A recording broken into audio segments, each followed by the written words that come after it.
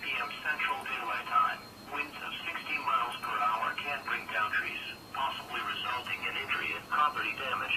Roofs of mobile homes and outbuildings can be damaged, and minor roof damage to well-built homes and structures can occur. A tornado watch remains in effect for the warned area.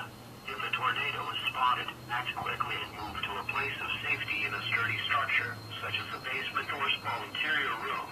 A tornado watch remains in effect until 11 p.m. Central Daylight Time Thursday evening for southeast Arkansas, northeast Louisiana, and Mississippi. Repeating, a severe thunderstorm warning has been issued until 3:45 p.m. Central Daylight Time for the following parish: Morehouse Parish, Louisiana.